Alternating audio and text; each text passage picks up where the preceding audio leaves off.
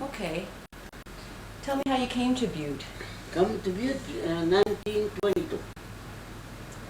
Because my father sent us, we were in the old country, and my father sent for us, all three of us, my mother. So we come to Butte. When we come to Butte, we stay with Weedy brothers, for a week. And then we went up in Elkhorn. We took us up in Elkhorn because my father was sleazy. He was looking for ore. Anyhow, so we went up there, and my father, every time they sent a car or ore to Helena, and he had to pay money, so he didn't make no money, he went broke. So we were absolutely broke. We didn't have a penny to send my sister any postal card. But he didn't want to come down here in Butte because he thought someday he's going to strike a rich. But after all, the bills were, were coming up and coming up. But Mary only stayed up there my sister Mary only stayed up there about 6 months. Connie about 8 months. And then either none of us come up. So finally we had to come to Butte. And so he could go to work in the mine, So we come to Butte. My father started working Leonard Mine. And he got hurt. And then he had a heart condition. And for 4 years he never worked again. Never worked. So, and finally he died, So we had to work. When we were living in Meadville, I went to work. I was about, not quite 14 years, 13 and a half. Because we only stayed up there a year and a half, after that, not even. But anyhow, and then I went to work for this guy that he had his hand, he had his hand cut off. And he got hurt in the mine, and so he had those, hooks. Oh yeah, hooks for hands. So I went to work and helped this woman. I was doing the dishes. In fact, I went over there to do the dishes. But I was getting paid almost $1.50 a day. That was a lot of money. Oh. Them days. And so I started to cook there with this little old lady.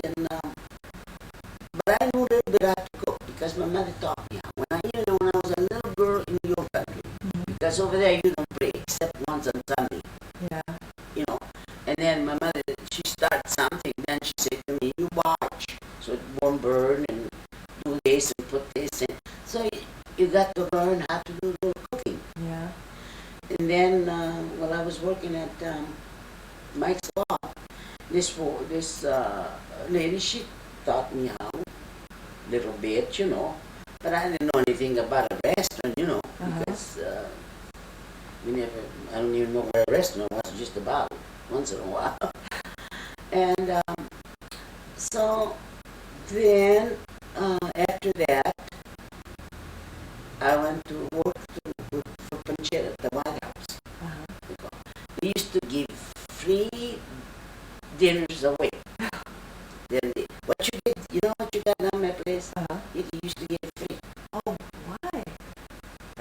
Just so you bought a bottle of wine. Oh. Big red. And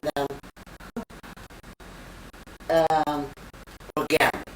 That's all. Anybody could have went in and eat them. So I learned a little bit there with this other woman, Maggie. And but anyhow, I got so that I really liked to cook.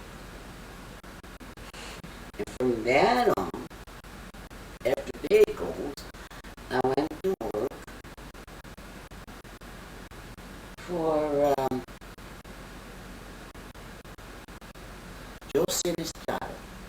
What they call that place? But anyhow, I went to work there and I started there. And you learn, as you go along, you learn how to cook. Because I only done dishes for about 6 months. After that, I got to be a salad girl and then cookie. So from that on, then I went to across the street, another place they used to call Paris Place. And I worked there with that woman, Mrs. Sparrow, and I learned a lot there too. how to serve for the restaurant, you know. Uh-huh. But I know my cooking. I really do. And they didn't do anything different. In fact, I had to show them how to make gravy better than what they were doing. So anyhow, from there I went to and again. There, I was never fired, and so I went across the street. Used to call them Alaska Cafe, Uh-huh. and we stayed there. I stayed there to work, and I was making pretty good money. And then they closed it up, and then I went back working for Teddy Parish at the Rocky Mountain, and I worked there for about 8 years. Mhm. And I was the only cook. So, you know, nobody to teach me. No. No, I was all alone. So anyhow, I stayed there, and then finally I got mad one night, and I quit. So I went over across the street, and I went and partnered with Sonny O'Day. And then after that, he went to war, and then this other guy, you know, split up the business, split up. So finally, there was this place down the flat, you know, they used to call it the casino, Uh-huh. and this woman, Mrs. Sylvain, says it's up for sale. You know, somebody told me it was up for sale. So I went down and I talked to her, and you know, I asked if she was willing to sell it. She says, "Oh yes, she wanted to get out of the business because, you know, her and her husband were getting pretty old." So I'd like to buy it, you know. Mhm. So I bought it, and she didn't think I was going to stay there. She really thought I was going to move up. Uh-huh. And so I stayed there, and I worked myself up, and every year my business started growing and growing and growing. Uh-huh. And that's the way it started. And so finally, I had it going pretty good, Yeah. you know, the way I wanted. Yeah. And then we started remodeling, do things different, you know, Mhm. and that's it. Well, how in Butte though? You mean for a woman to own a business like that was a pretty was an unusual thing, and so there were some things that must have been. Well, I had difficult. to go out and work because I didn't have any money, Uh-huh. and I had to keep my mother and 2 brothers. Yeah. My brother Talo and my brother Dave. Yeah. See, my father, he was broke, and I Yeah. had to pay his bill Yeah. that he left behind. Yeah. So I didn't miss a day of work all my life Yeah. until I quit. Yeah. How long were your days, and what kinds of things did you have to do?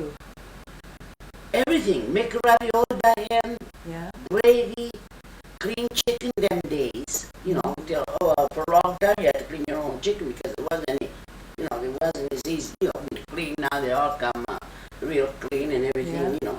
But before we used to clean and chop them and everything. And then you learn how, you know, that's it. You had to work real hard. And you don't work only 8 hours. You work 16 hours and 7 days a week. Yeah. I had to because I owned the place. Yeah. And then you keep on working and, you know, that's it. Well, restaurants have a real. It's hard to keep a restaurant going as a business. So you must have had a real good business sense too. Well, I really improved on my cooking. Uh-huh. And my cooking and the food, like I said, was cheap in them days, you know. In fact, when I got the place down the flat, Mhm. they didn't think I was going to make it. In fact, they liked the way I was cooking, and I built up my nice reputation even when I was at the Rocky Mountain. Mhm. See, I built up my good reputation because I was the only cook, and I done a good job. Mhm. And so finally I thought, well, I'm quitting, you know. When I went down there, a lot of people didn't believe I could make it, but they did like it. They did like the cooking. Mhm. Oh, it's delicious. Yeah. And so I went down there, and I keep, you know, work harder. You know, every day that you cook, you learn something new too. Mhm. Or you read in the it up a little bit different, but you must know that you gotta use good stuff. Fresh stuff and good food, good quality of meat and good quality of food. That's what you need. And then if you cook right, then your customer's going to come every day. Yeah, you see, the customer used to come. And I really built up to a nice. Then it was pretty busy. That was a no place. And the carpenter told me, he says, Lydia, if you don't do something about this place, it's going to give in. Because now your business is getting big, a lot of people coming in, and the foundation wasn't any good there. So that's one night, once when we thought about building a new place. Then David, we built a new place. And we treat our customers real nice than we did when I was there. Oh, they still do. And we put ourselves out for our customer, and the customer's always right. So the people got to like us, and that's the way it went. Enjoy the kind of life you had, or? Yeah, I did. I enjoyed the beginning, but then I couldn't quit because I was stuck with it, and nobody would buy it. I was stuck, and then, again, I had to keep my mother. Yeah. I had to keep David. I had to keep a fellow with that hand, send him to school, and I kept the four of us. Yeah. And nothing else coming in. I had to. Yeah. That's a big responsibility. Oh, that was too much. I said, now I can go back and see what I think I done a little bit. I thought about everybody else but for myself. Yeah. And now I can see because I know that I burned myself out being down there too many hours.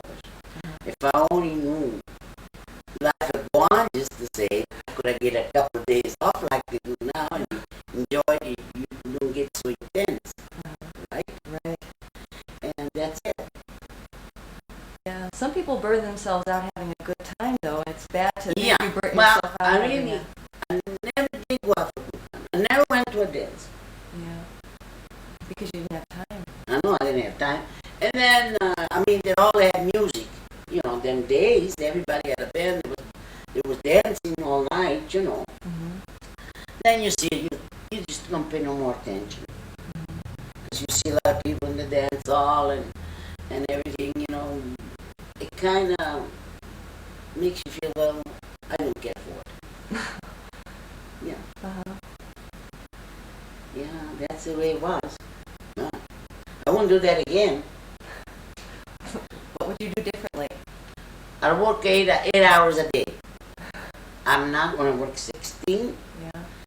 And I think I would have got more help. But I didn't want more help because I need the money. See, the kids growing up, and my mother was sick all the time. The only time I took day off when I took her to Rochester. Nobody, my sister couldn't help them. I was the only one because I was single. And they all depend on me. But that doesn't seem fair just because you're single. Yeah. But to them it's fair. You betcha. It is fair, for them. But because I was living with my mother. Yeah. Yeah. And we never had to go to the WPA. Yeah. We never had to go for food or anything because they got enough. My mother enjoyed her life, and both of the kids, but except me, I enjoy my work. Yeah. Yeah, right. But that doesn't seem very fair. No, it wasn't. But I was dumb too, to think. I don't know why I worried about them, and I didn't worry about myself a little bit more. And I didn't. But it was a little bit too much. But I'm glad it's over with. Maybe that's why now I don't feel that good. Maybe I did burn myself out. And it was time I couldn't even walk. I was so tired. When I go home, I was so tired I can't even pick up my clothes. And I go home and take a hot bath, to tell you to take a hot bath, and then I get up in the morning to wake up and took another, well, not a hot bath, F cold and F, so I can't wake up. Now, and then I wake up, go to about 11 o'clock, I have my coffee, and then at 2 o'clock I have to go back to work. Oh, God. And then you work, sometimes you don't come home till 5, 6 o'clock in the morning. There's But- morning like that. But you know about how many people you'd serve in a day, usually, like when you had the regular customers coming every single day? Well, we only stay open for the customers. Now they don't even stay open 8 hours. Mm-hmm. But sometimes on Saturday and Sunday about close to 1,000. Oh, my. About 800. How could you have kept track, and know how much food to cook? You got the reservation. You get so that you just about can tell. Mm-hmm. Because that's a hard thing for a lot of... Yeah, it is. Well, I just keep on around that list spaghetti and stuff. We cook and sometimes we go along. But the gravy we make a whole batch. Batches and batches of gravy. Yeah, So it lasts us for a week. yeah. And just sometimes it don't last, then we make some more. But if it's real busy, and then great big pots of gravy. Mm-hmm. As long as you had the gravy and you had the ravioli, You were set. I was set. Because the spaghetti you can always cook.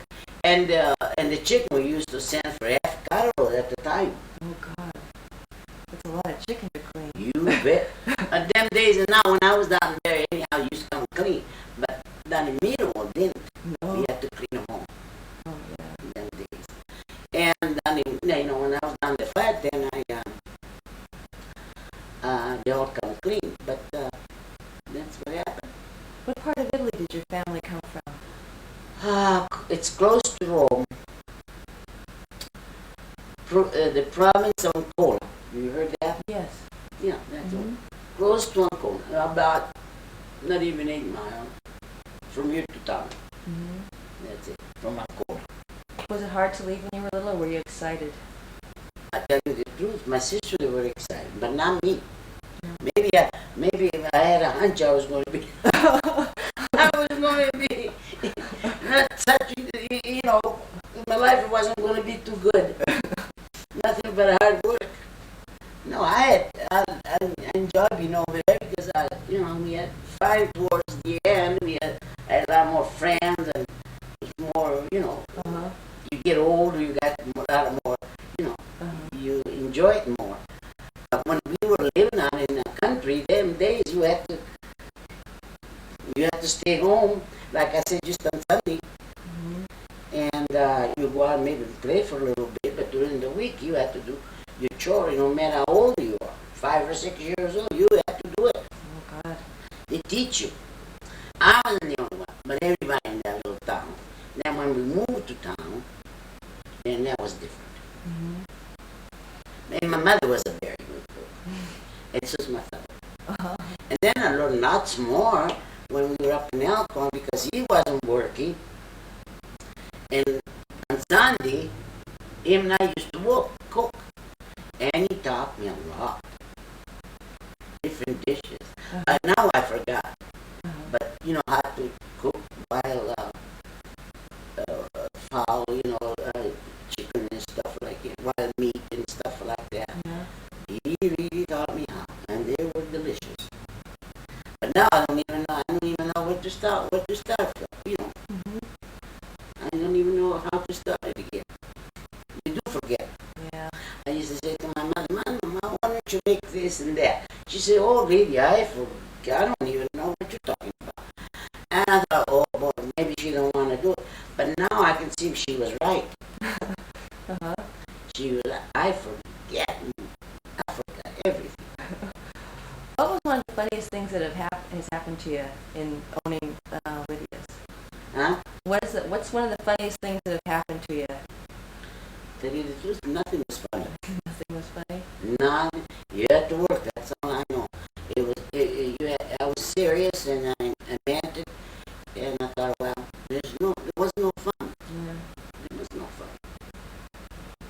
no fun, just hard work.